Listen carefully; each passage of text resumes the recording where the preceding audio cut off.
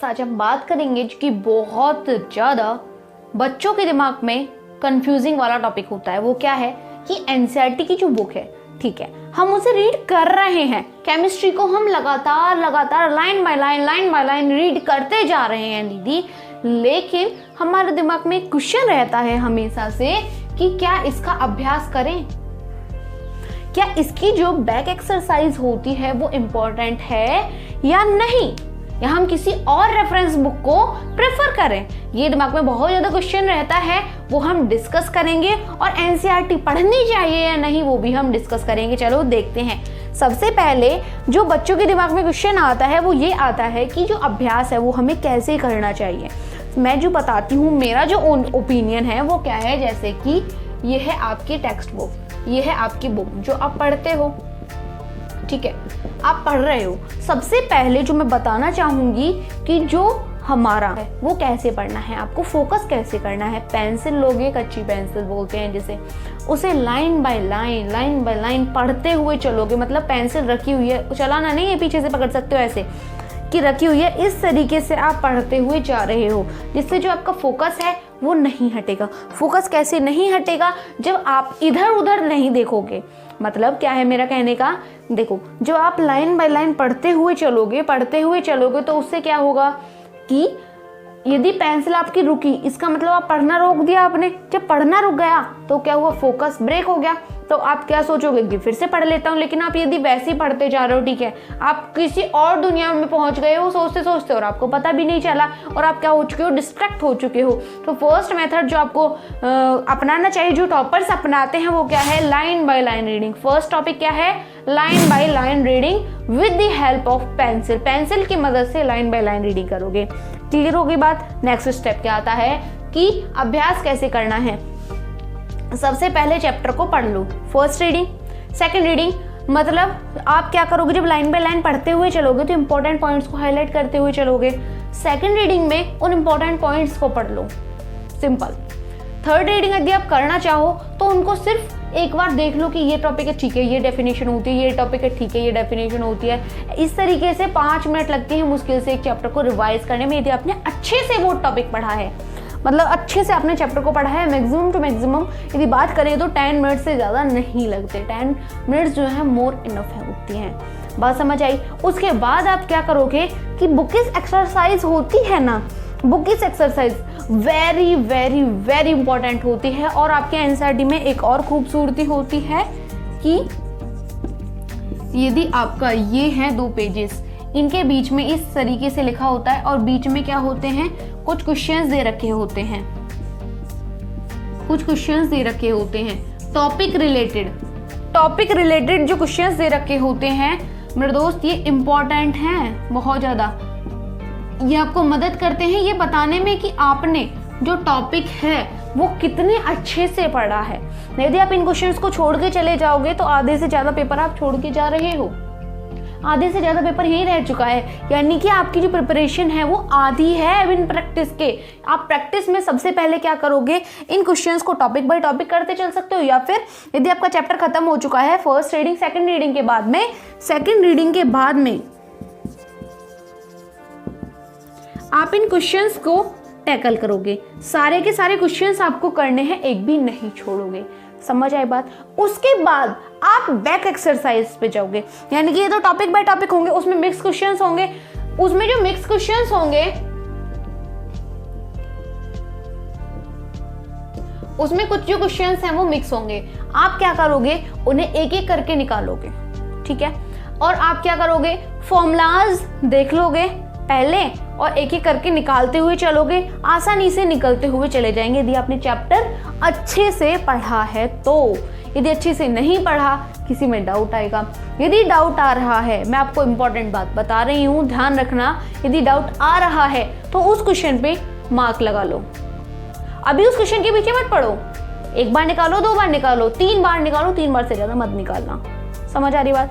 उसको क्या कर लो, मार्क कर लो। मार्क करने के बाद क्या करोगे, जब थोड़ा टाइम, मतलब जब आप पूरे क्वेश्चंस निकाल लोगे तो उसमें से मतलब जो मैं बताती हूँ आपको बिल्कुल सही बताने की कोशिश करती हूँ कि यदि जो भी क्वेश्चंस हैं कुछ क्वेश्चन ऐसे होंगे जो आपसे नहीं हुए होंगे। यदि एक्सरसाइज में 30 क्वेश्चन है, 32 क्वेश्चन है, तो ऐसा हो सकता है कि आपसे 3-4 क्वेश्चन सॉल्व ना हुए हों। यदि ज़्यादा भी सॉल्व नहीं हुए, बिल्कुल मत घबराओ, फर्स्ट टाइम में किसी से नहीं होते, लेकिन ये प्रैक्टिस का टाइम है, प्रैक्टिस को बहुत ज़्यादा तवज्जो देनी होगी। उनको आपने क्या कर लिया, मार्क कर लिया कच्ची पेंसिल से कि नहीं हुआ नहीं हुआ नहीं हुआ, कोई बात नहीं, सारे क्वेश्चंस निकालते चलो। जो नहीं हो रहा है 1-2 बार कोशिश करो, नेक्स्ट पे बढ़ जाओ, कोशिश करो, यदि वो भी नहीं हो रहा नेक्स्ट पे बढ़ जाओ, ठीक है।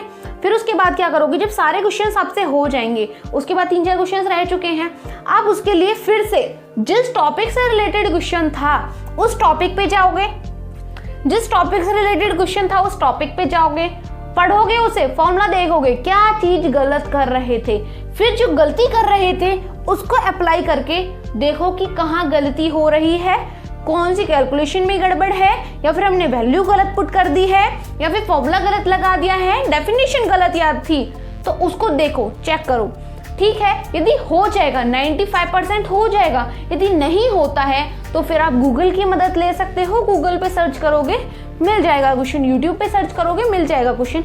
लेकिन ये बात काम आप कब करोगे, लास्ट में करोगे, जब कोई भी चारा नहीं बचेगा, कोई भी चारा नहीं बचेगा। उसके बाद क्या करोगे, यदि मान के चलो कि आपसे 5% क्वेश्चन सॉल्व नहीं हुआ, तो आप क्या करोगे, गूगल से देखोगे, ठीक है।